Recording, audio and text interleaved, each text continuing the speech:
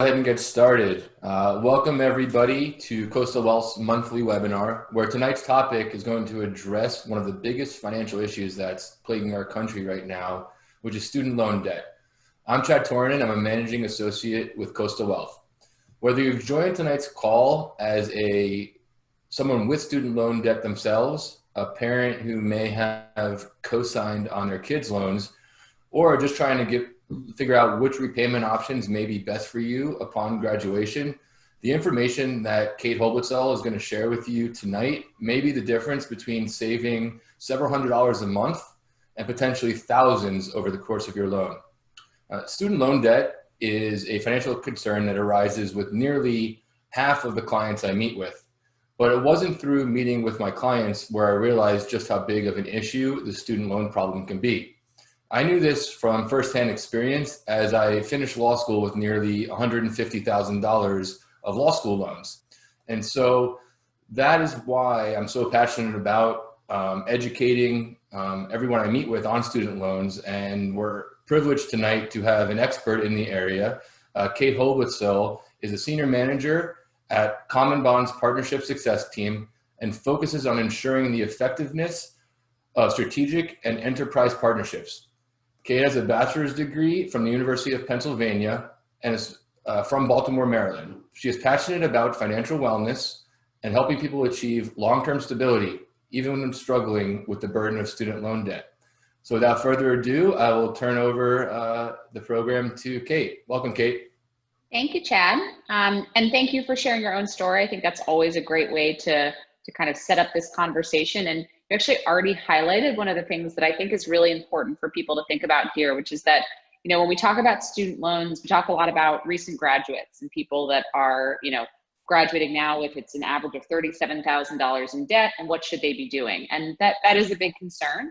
But then how people continue to grow and evolve throughout their financial careers should also change how they think about their student loans. And so I think that's a great way to kind of segue into our presentation here. All right. And can you see my screen? Good? Yes. Great. Good. All right, so we're going to talk about Student Loan Refinancing 101, and then we're going to talk about specifically the CARES Act right now. So I'll give you some background on who is Commonbond, and then we'll speak about what is student loan refinancing, and then thinking about this, who benefits from student loan refinancing. So kind of thinking through that situation that Chad already laid out around, when does it make sense to refinance versus when should I keep my federal student loans? How should I navigate these loans? And that will also lead us into a conversation about the CARES Act. So who is Commonbond? Some background on us as an organization. We were founded out of our CEO's own experience with student loans. He took out about $100,000 to go back and get his MBA. And from that experience, he was compelled to create Commonbond. He really saw that there was a big gap in the market in terms of both the rates that were being offered. He really wanted to help people afford these educations that were so important. And also just in the customer service and the customer experience. So he was focused on building a completely online application that was really seamless and easy to move through so that people could get access to these savings by refinancing. But he also wanted to focus on customer care. And that's where our award-winning customer care team comes into play, just to make sure that you have that support throughout the process so that you have the ability to know that you're making the right decisions and understand the options that are available to you. We also do have a social promise where for every loan that we fund, we cover education costs for children in the developing world. To date, we've donated over 1.5 million. It's actually close to $2 million now, just really kind of at the core of everything that we do here at Commonbond. So why Commonbond? Kind of some main things to think about when considering what options are with student loans. If you hit a point in your student loan repayment where you go, well, I think I'm going to see what else is out there. As you try to navigate that process, there can be a lot of different competing factors to consideration. There can be a lot of noise. And how do you kind of figure out what differentiates some of these different lenders and organizations? So just a few things to know here kind of about who we are. So that award-winning service that I mentioned, that's really key to Commonbond and to how we support our members, as well as our applicants, to help them understand, if refinancing does make sense. Key protections. So these are really important. Often when people are thinking about refinancing, they're very worried about losing access to protections that their federal student loans might have. And this is a real concern because not all lenders offer the same protections. Commonbond offers the strongest protections on the market, including deferment, forbearance, and death and disability discharge. And then of course, that social promise that I just mentioned, our one-to-one giving mission, just kind of a keynote about Commonbond and who we are as a company. So what is student loan refinancing? Refinancing is really the idea of resetting your loans to who you are now, as opposed to who you were when you first took out that student debt. So getting a rate that is personalized to you and your current financial situation, as opposed to who you were when you were maybe 18 and you first got that loan in the first place. We do personalized underwriting so that we're able to give people rates that are unique to them and their financial profile. And then if you do choose to refinance with us, we then pay off your old loan, and then you have a new loan with Commonbond at that better rate. And with Commonbond, you can consider refinancing federal, private, Parent Plus, Grad Plus, co-signed, previously consolidated, previously refinanced. Really anything that is considered an education loan can be refinanced with Commonbond. But it's really this idea of just resetting your rates. And it's actually something that people often do multiple times throughout their financial career. So as you continue to grow and perhaps earn more income or improve your credit score, it can always be something you can look into doing again to just make sure that you have the best rate that you possibly can, and also the term that makes sense for you right now, the monthly payment that makes sense. So why would someone refinance? The obvious upfront reason is savings. Lowering by getting a better interest rate on your loan, you can lower your monthly payments and save money over the life of the loan as well. But simplicity can be really important here too. So you do have the ability to consolidate loans in the process of refinancing. So you could go from a group of loans to then one loan at that better new interest rate. And of course, those protections that I mentioned are really important to keep an eye out for. The ability to defer payments if you go back to school or if you lose your job. And all of this is with no origination fees and no prepayment penalties. That's industry-wide for student loan refinancing. I just think it's a good thing for everyone to know that with education loans, there is never any origination fees and there are never any prepayment penalties. So you're welcome to pay down your loans as quickly as you choose. Here's an overview just of the different products that we offer. Variable and fixed rate loans are, of course, just as they sound. One thing I really like to highlight here is the terms range. So 5 to 20 years, there's really a lot of flexibility in there. So as you're thinking through, what your options are and what might make sense for you, by looking at different term lengths, you can have really dramatic impact on what your monthly payments could be. So just as you're kind of assessing your budget and your personal needs, term is a way that you can really personalize your loan to what fits you best. We do also have a hybrid rate loan. So this is actually a unique product to Commonbond. It's a 10-year total loan with a 5-year fixed upfront and then 5 years variable floating on the back end. So what you need to refinance. So with Commonbond, you need good credit, typically a 680 credit score or higher. You do need proof of income, a 4-year degree, and it must be from a non-for-profit school. And you do need to be a US citizen or a permanent resident or hold a visa here in the US. So now I really want to focus on, when does this make sense? Who benefits from student loan refinancing?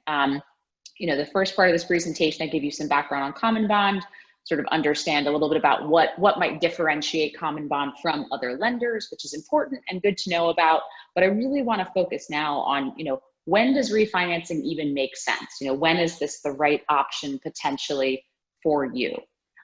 So I'm going to compare Commonbond to keeping your federal student loans. Now, the reason I'm going to do this comparison is because there are certain programs that federal student loans have access to that private student loans do not. These are some federal programs. I'm just going to talk through kind of some situations where you can think through refinancing versus keeping federal student loans, which would be similar to the decisions that Chad was talking through around staying on his income-driven repayment plan versus choosing to refinance. So if you're interested in looking into saving money with a lower interest rate, the best option would be to look into refinancing, adding a cosigner to potentially reduce your interest rate. Similarly, refinancing would be the way to do that. If you want to combine loans into one monthly payment, that is that consolidation that I mentioned. You can do that with your federal student loans. It can slightly raise your interest rate in the process of getting to your new weighted average interest rate. So you just want to keep an eye on that a little bit. But it does get you organized, which is great. But it doesn't save you money like refinancing can. Now, if you want the ability to discharge your obligation in the event of death or disability, this is a special protection that federal student loans have that we at Commonbond have maintained. So you would still have that protection with Commonbond. And if you want to take advantage of income-driven repayment, like Chad mentioned, so that is a federal program and only federal loans qualify. That is a program where your monthly payments are adjusted based off of your income as opposed to your debt load. So that's why for many recent graduates, this can be a good repayment option because it keeps their monthly payments lower as they're still building up their income levels. So if you are taking advantage of an income-driven repayment program, you would want to keep your federal student loans and not refinance. Public service loan forgiveness is also a federal program that only federal loans qualify for. It is a program for people who work in the non-for-profit space. And if you do so for 10 years and you make 120 on-time payments, you can apply to have your loans forgiven. Again, it's unique to the nonprofit space, but it is a great program for those that do qualify.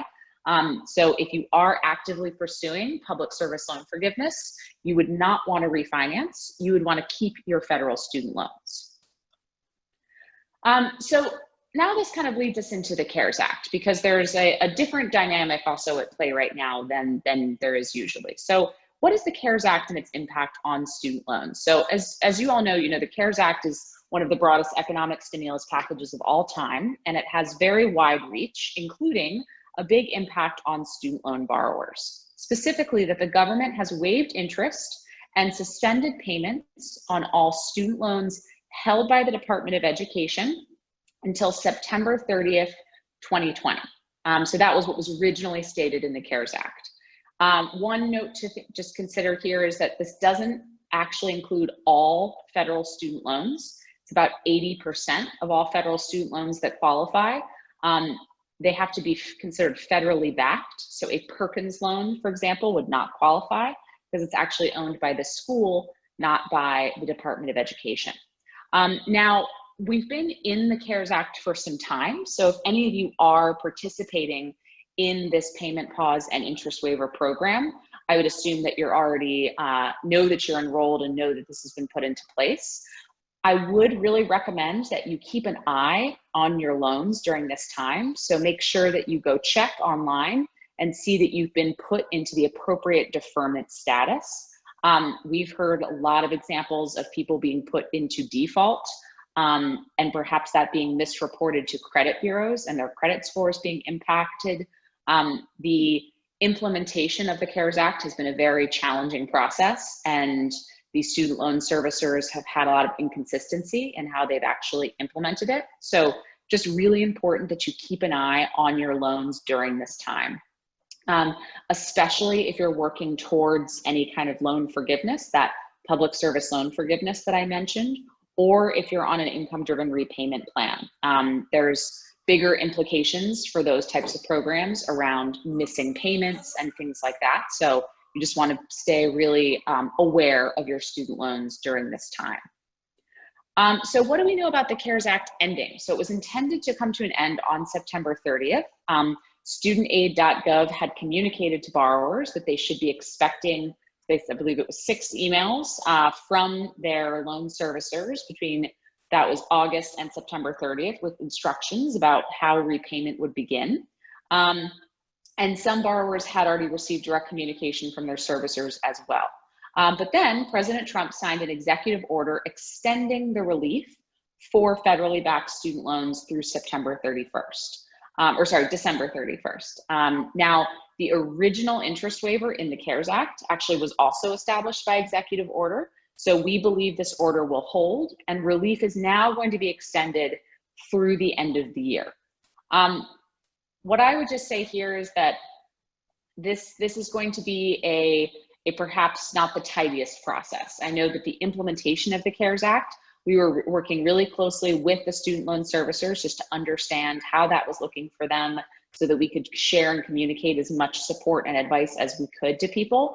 And it was not a very easy process. And I know that the continuation could also have some challenges, and the ending of the CARES Act in December, if that is when it does really end, as it's currently intended to, will probably create a lot of confusion. And so really important, like I mentioned before, just keep an eye on your loans. If you are in one of those income-driven repayment programs and you need to go through recertification, just be really mindful of that process. Try to start early. Definitely set reminders for yourself to start your loan payments again on January 1st. As this will be a challenging time. And despite the fact that this order has now been extended, there still have not been any communications from studentaid.gov directly to borrowers about how this will impact them. There have been updates on the website. If you are interested or have any questions, they have updated their FAQ section, but no direct communications have been sent to borrowers at all. So a little bit of a confusing time, but we do really believe that relief will now be extended through the end of the year for federally backed student loans. So what should you as a student loan borrower do? So the first thing that you want to understand is what types of loans do you actually have? Now, this isn't something that maybe you've had to think through before. If you've never taken advantage of any of the federal repayment programs, such as income-driven repayment, you maybe never sat down and looked at your loans to think through, which of mine are with the federal government and which are with a private lender. But now, in the time of the CARES Act, this actually is something that really matters, because your federal student loans qualify for the CARES Act and your private student loans do not. So your federal student loans, those are the education loans funded by the federal government. Typically, they fall into a couple of different categories: direct subsidized, direct unsubsidized, direct plus loans. These can also be called grad plus loans. These are for graduate degrees. And parent plus loans. Those would be a loan in a parent's name on behalf of a child's education. So if you have one of these types of loans, this can help give you some guidance if you would have a federal student loan. Now, a private student loan is an education loan that's from a private lender, such as Sallie Mae, or loans that have been refinanced with a private lender, such as Commonbond. So you can have a federal student loan that was then refinanced and is now considered a private student loan. So for your federally backed federal student loans, you have the ability to take advantage of this payment pause during this time. I really recommend that you leverage this 0% interest rate on your loans to take that monthly payment and apply that towards some other part of your financial life during this time. This is really a pretty unique opportunity to use those monthly payments to either pay down other debts, invest, build up savings. It's really an opportunity for you to leverage. Again, keep an eye on your loans. Make sure that you're checking with your servicer to see that everything's in the right status and that you haven't been put in any kind of default by mistake. If you do have any concerns or questions about your loan status, reach out directly to that servicer. They're just the ones that send you your monthly bills, your monthly statements. Even if it seems kind of like a disjointed event that you've seen an impact to your credit score, but you believe it's because of your status on your loans, you'd want to reach out to your servicer because they'll be able to help you. Now, for your private student loans that don't qualify for the CARES Act, now is a time that you could consider refinancing those loans because we are seeing a particularly low rate environment. So it's really a time to kind of be strategic about your debt, to say, all right, for my federal student loans, I can take advantage of the CARES Act, leverage these monthly payments towards another part of my life. And then for your private student loans, take advantage of this low rate environment. Make sure you have the best rate you possibly can. No one should be overpaying on their loans. Everyone should be getting the best rate they possibly could. And maybe come out of this period also with refinance loans at a better interest rate, saving you both time and money on your loans. The first step in refinancing is just checking what your rates are. And that process has no impact to your credit. There's no need to move forward. We kind of call it like a student loan checkup. It's really just to see what's out there. And in fact, we really encourage people to kind of build that actually into your healthy financial habits if you do have private student loans, to just check every once in a while to see what the rates are available, to make sure you really do have the best one. Because as I said, no one should be overpaying for their loans, and refinancing is free. And there is a preferred rate through Commonbond and MassMutual's partnership. So MassMutual and Commonbond are working together around student loans, really to help people think about, how your student loans fit in your broader financial plan. So like I mentioned, where you have all of those different terms options, where you could see, how one term could impact your monthly payment versus your lifetime savings. That can be where a financial professional can help you think through what actually makes the most sense for you and the rest of the other financial decisions you're balancing. So if you are interested in seeing what your rate options could be, the first step is to reach out to the financial professional who invited you to this session and request their personal link. That link just gets you access to a special rate discount, as well as a cash bonus if you do end up refinancing with Commonbond. But the really big takeaway here, and what I hope everyone remembers from this presentation, is that you have options with your student loans. I think, as really kind of kicked off by Chad at the beginning here, many people often feel that when they graduate, they pick their repayment plan, and then that's it, and that's the payment plan that they're going to remain on for the rest of the time with their loans. But the truth is that people evolve and they change, and it means that the options and the opportunities that they have with their loans can change as well. And particularly during this unique time, you have the ability to take advantage of the CARES Act with your federally backed student loans and basically get a 0% interest rate loan from the federal government and leverage those monthly payments elsewhere. And then for your private loans, you have the ability to look into refinancing just to see if it makes sense and see if you could save money during this low rate environment that we've been seeing. And of course, if you do have more questions about how to manage your student loans or how to understand how the CARES Act impacts your student debt, you can always contact your MassMutual professional. Also, always feel free to reach out to the Commonbond Care Team that I've mentioned before. They're really a fantastic resource if you're trying to understand what your choices might be between a federal program and refinancing, and you're a little unclear on what the differences are. They can help you navigate that process as well.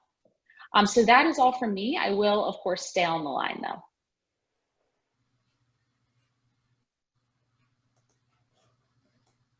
Does anybody have any questions for Kate? Feel free to unmute yourself if you do.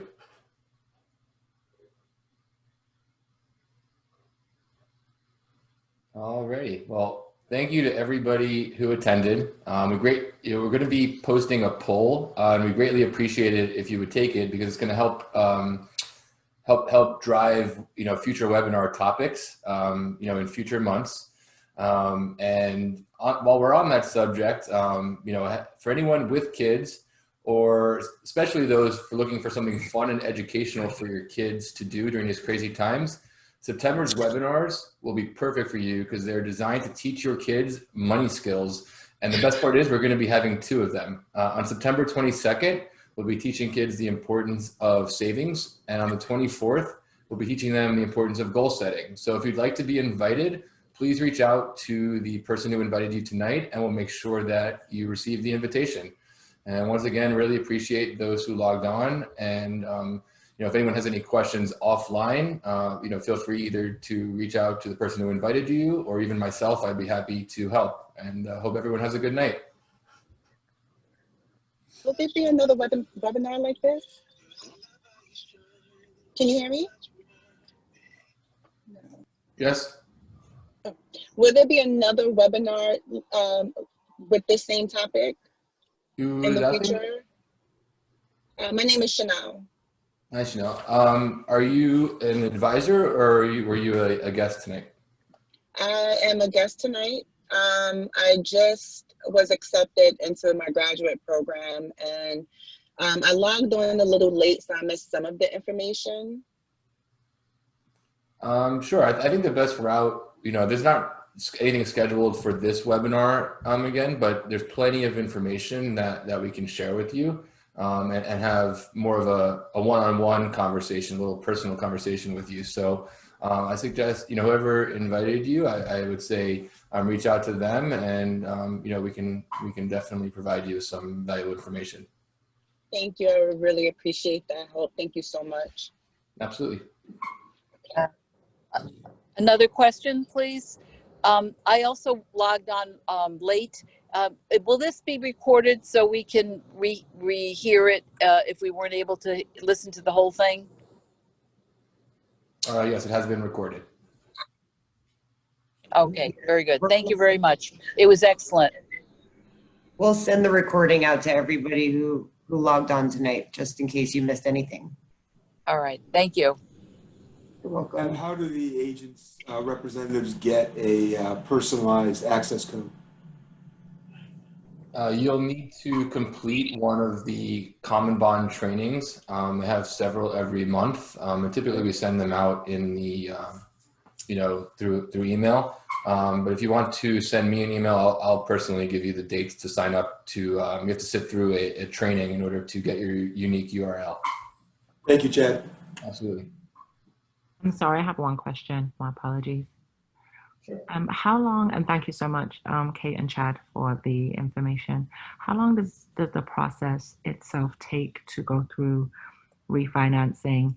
And is the process longer for private via federal, or is it kind of almost the same amount of time?